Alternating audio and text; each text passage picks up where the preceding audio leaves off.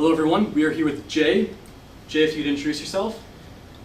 Hey guys, I'm Jason Kim with the Vape Depot and Evolution Vape. And I'm Robbie Vapes, or Robert Bruley, as my real name is. I do YouTube videos, and we just wanted to introduce ourselves to make sure there was no bias in this video so you knew exactly who was talking to you. We're here today to talk about the issues surrounding the Calgary vape ban. Of course, this applies to everybody out there, so if you're watching this, please remember to help out your local vaping associations, your MLAs, if you have them, please write to them. We'll be talking about that more in detail as the video progresses. In the meantime, we're going to get to the question section first. I have a few questions myself, and I'd like Jay to answer them. Jay has agreed to this, so we will continue from there. Now, Jay, the first question I have for you is actually surrounding the nuisances that people have been complaining about in public and in certain places, of course. And my question to you is, how do you feel about that, and what are ways we can combat them as vapors and help out with lowering the annoyances or the nuisances that people are feeling right now? Well, I feel where these nuisances are coming from would be in more specifically the restaurants and the pubs, and from what we've been told is around playgrounds. It's obviously something that us as vape vendors don't want to see or don't advocate, but I mean, there are people out there that will just break out their vape and start vaping in a restaurant or a pub without asking the owners to see if it's okay. And of course, that's where nuisances are coming from. Some people don't like the smell of cherry cola, or don't like the smell of creme brulee along with their dinner, although they do smell nice. But it's a matter of respect, I guess, for the other patrons in there. And how we can combat that, I suppose, would be just be respectful of your surroundings and your environment, where you are. Always ask management and staff if it's okay to vape in some place like that, although this may not matter with the current bylaws that are coming out. Yeah, absolutely. And I think just touching on that point as well, one of the things that I feel is a big factor of this myself is that a lot of it has to do with the perception that people see what appears to be smoke when in actuality it's really not. I mean, the whole smoke process to create smoke it involves combustion. This is not combusting anything, this is just heating something up. The best analogy I can make, now of course this isn't perfect, is surrounding boiling water. If you boil water, you get vapor. This is basically boiling a compound of only 4 ingredients really. Propylene glycol, vegetable glycerin, in some cases nicotine, and in some cases not nicotine, and of course the flavoring is involved as well. Now as Jay mentioned, there are several flavors. You have things like root beer, cherry cola, you have a strawberry type flavor or a banana flavor, and it really does vary quite a bit depending on what your preferences are. And I think that's where all the flavors come out. Is the reason why flavors are created is because it meets demand, and demand says that we want a strawberry flavor, we want a banana flavor, or whatever it might be, or a root beer flavor for that matter. And the flavors of course vary significantly, but I think the biggest thing here to keep in mind, going back to my original point, is that this isn't smoke, this is a vapor, and that's kind of how we got our own nicknames as vapors, so to speak, is because that is what we're consuming and what we're putting into our body. Now, I don't know about you, Jay, but I was a smoker before this. I smoked for quite a long time, a lot longer than I'm proud to admit of, and for me this was the only thing that worked. I tried the patch, I tried the inhaler, I tried the gum, and nothing worked. And for me, this is the first thing that has actually worked for me. On top of that, it's kept me off cigarettes for 10 months now, which I'm extremely happy about myself. So Jay, were you a smoker at all? 17 years. Wow. 17-year smoker, 2 packs a day, and yeah, there's not much more I can say about that. Yeah, and just out of curiosity, when was the last time you had a cigarette? I'll just say quite a long time ago. Yeah, I mean, and that's the thing, guys, is it comes back to that whole safer alternative to, as opposed to igniting something, actually just heating it up, basically. Another point that was made, and this is a big one actually, and this is pretty significant to not just myself, but I'm sure a lot of other vapors out there. We're now being told that we're marketing to children, and as a shop owner yourself, Jay, how do you feel how does that perception feel on you, and what are some of the ways that you're combating that statement? Right. That statement saying that we're marketing to children is quite disappointing, actually. We don't market to children. Here in Calgary, we're creating a United Vape Retailers Association, where we're setting the guidelines to self-regulate here inside of Calgary. Already we don't sell to minors. Anybody under the age of 18, we don't sell to. If they look like they're 18 or younger, we ID them, and even to the point we won't even sell them a zero nicotine or even a setup. We just tell them that we can't sell to them. A lot of the juices we bring in are not going to have cartoon labels on them. We really try to stay away from that. We don't want kids to look at their parents' bottle and say, "Ooh, that looks nice. Let's try and drink that." That's not something we want. And again, just advocating to tell people, please be respectful of where you're vaping, and be courteous to other people and other patrons around. That's a really good point as well. It is the cartoon labels. That's the big thing right now in the vape industry. It's not just in Calgary by any means. It's actually nationwide, really. These cartoon labels, they're actually under attack right now, and almost rightfully so. I hate to admit it, but when you see some of these labels, it's actually very supporting the direction that some of these companies are taking this, especially knowing that there is this perception that we are marketing to children, and that they're willing to go ahead with it anyways because they feel it'll sell more bottles, or they feel it's more catching to the eye. And I guess in some cases that's marketing to a T. Really, is you want your juice to stand out. We already talked about this before. There's several flavors. There's tons of different companies out there making juice, and that's for some reason how some of them feel they have to sell their juice. Now, of course, being a shop owner and not carrying that, we're actually in essence protesting this idea of giving people the ability to market it this way. We want it to be marketed a different way. And I guess this goes on another point that we'll bring up in a second, but the best way to sell juice is make something that is appealing to people, and to make something that tastes good. Now, one of the issues with this vape ban is that not only are you not allowed to vape in a bar or in a restaurant, which again, I'll be honest, I completely agree with that. For me personally, especially a restaurant, I feel like vaping in a restaurant for me it's very disturbing to people around you, and no matter what you're using, it doesn't matter if you're using a device like this, which produces quite a bit of vapor, or a smaller device, it's still the same essence, and it still has that visual stigma of smoke.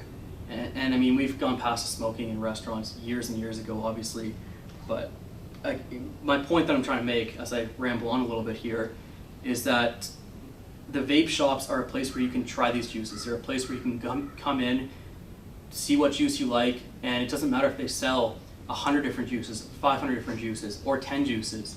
You want something that appeals to you, and that's part of what helped me quit smoking, was finding a juice I liked and then sticking with it. I mean, we all know that a lot of smokers, at least I was pretty brand loyal, which is pretty bad to say these days, but it's true.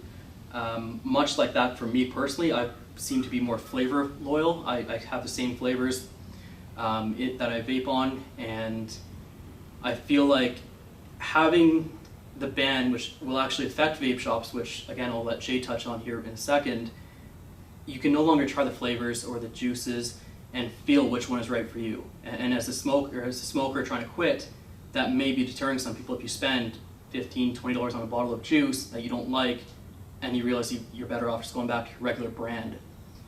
Now, Jay, I would like to hear your opinion on how you want to see this happen in vape shops, and why you feel that vape shops should be, at the very least, one of the places that have been named to be an exception to the rule. Right. I'll back up a little bit about the proposed bylaws. There's two parts to it. The first part is how it affects the vaping community and the spin-off stigma towards it, and the second part is how does it affect the vape shops, and not just ours, all the vape shops across Calgary here. Point number one, how it affects the community is e-cigarettes or vapors, or personalized vaporizers.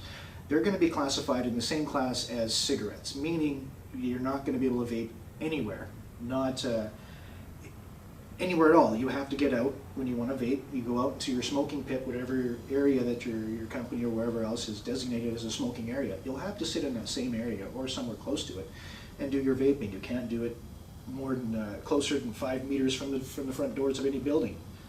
You can't even vape in the car with your children, even though it's your own car and it's your own kids. It becomes very difficult, and then we thus become stigmatized as smokers, even though we are not using a cigarette. We are specifically switched to vaping to get away from the cigarette, and the physical aspects of vapor, the sensation is very similar to smoking, so that really works for us as an alternative to smoking. And of course, it's a much healthier alternative. That's part one. It's going to affect all the consumers. Part two is how it's going to affect the vape shops. This ban, or these new laws, will affect all the shops, all workplaces, including vape shops. Vape shops are considered a public space and a workplace, a place of business. So effectively, we could not vape in our vape shops. We couldn't put together a starter kit, turn it on, and show you how to use it. We could not troubleshoot if you have problems with it. We could not allow you to test juices. One of the biggest things about switching over to a vapor versus cigarettes is finding a juice that works for you, that you can agree with, something you can turn to and say, okay, yeah, I can give it my all to try and quit cigarettes and switch to vaping with this really nice juice.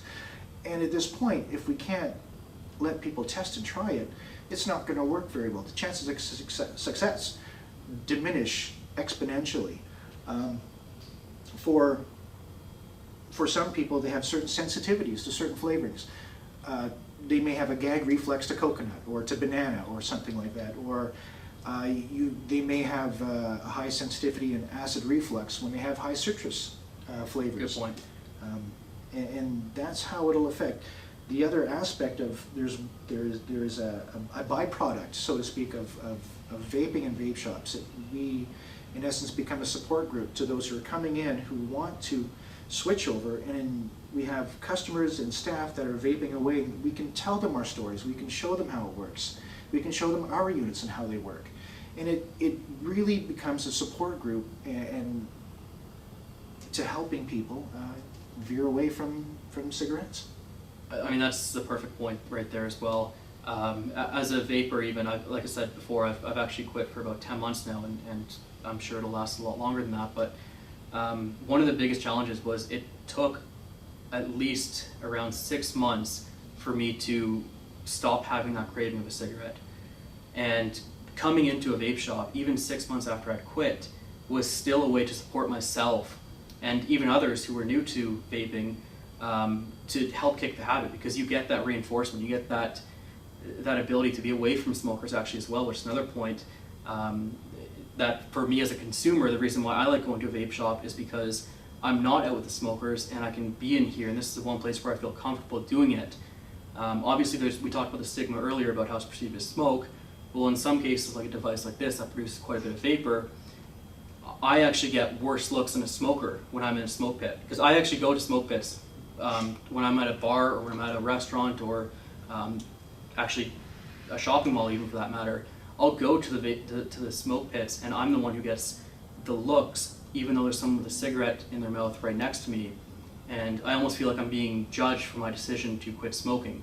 In here, it's almost, and I know it's going to sound cheesy, but it's almost a judge-free zone or a judgment-free zone to be in here with other people who share the same interest and who have experienced the same struggles and the same cravings that I had, and to be able to support each other is actually a huge thing for me. That's one of the reasons why I love coming to a vape shop. I mean, we're at a vape shop right now and you can see there's couches and everything, because it's a great place to come out, talk to people, and express what you've gone through as well as what they're going through as well, and you can kind of relate to each other. Outside, you're more judged and you feel like you've made a wrong decision to quit smoking, because I quit smoking, but I'm still being looked at, in fact, even worse than some smokers are. And I don't want to say that it affects me to the point where I never have a cigarette again, but it's pretty close, having that feeling of all eyes on you, and they're not in a positive way, which you want when you're trying to quit smoking. You want reinforcement, you want that positive, the positive reinforcement to come with that and to help with that, because realistically, I mean, the vapor is a great way to quit, but added on to that, if I didn't have positive reinforcement, I probably wouldn't have stuck with it. And for me, that's kind of where I'm at. One other thing I wanted to touch on as well is just you know, that's kind of my story. I'd like to hear anyone else's story. If anyone else has a story out there, by all means, tell it. I mean, how did vaping help you? How did vaping allow you to progress to the point of hopefully giving up cigarettes? And I'll let Jay touch on that a little bit more actually, but I mean, that's just what I'd like to see. And that's, again, you've heard my story, I'd like to hear yours as well. Okay, so I got to give you some bad news. The bad news is this bylaw is going to be passed. There's nothing we can do about it. There's no point in complaining about it, getting pissed, getting angry, yelling and screaming at your local councillors. This is passing. What we have left, and when a few of us vape shop owners spoke at City Council at the committee meeting about the e-cigarettes, was to allow vape shops exemption from this bylaw. We did perk some ears and sparked some interest and a little bit of talking between all the councillors that were present. So what we have left is our vape shops. This is our safe zone. These bylaws are based upon a nuisance bylaw. So in a vape shop, it is not going to be a nuisance. All of the staff vape, I vape, the people coming in here, our vapors, the people that are new coming into, expect to see vape, expect to try vape. So this is definitely a nuisance-free zone, I guess we could call it, but this is our last oasis for us vapors, is to be in our vape shops and being able to mingle within our community and not feel judged. So what we're asking everybody to do, find out who your local councillor is, what ward you live in, send them a message, go on the city website, find who your councillor is, you click contact that person, it gives you a form to write a note. Write a note, tell them your feel-good story, tell them how you switched over, why you switched over, and also stress why it's so important that we still vape in our vape shops. The strongest thing we can do right now is unite. And it's not just us vape shop owners that are trying to lobby this and explain this. We can only go so far. We need the community to step up and help us in this. Otherwise, all is lost.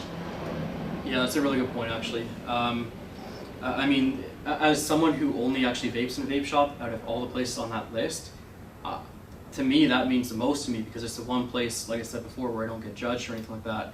But on top of that, you also have, as Jay mentioned, I mean, you have to keep your cool. You cannot be too aggressive or derogatory. It's not going to get you anywhere. And to sit here and to sit there and to really express your anger, I mean, I don't doubt that there's some frustration out there, and I can understand that. But at the same time, it's not going to help anyone if you're losing your cool, if you're being overly aggressive, or again, like I said before, derogatory, which I think a lot of people have been doing when this whole thing was announced. It's really not fair to anyone to be derogatory toward one particular person or 10 particular people, or even the general public for that matter. I mean, it's our responsibility as vapors to truly show, or lead by example actually would be the best way to put it.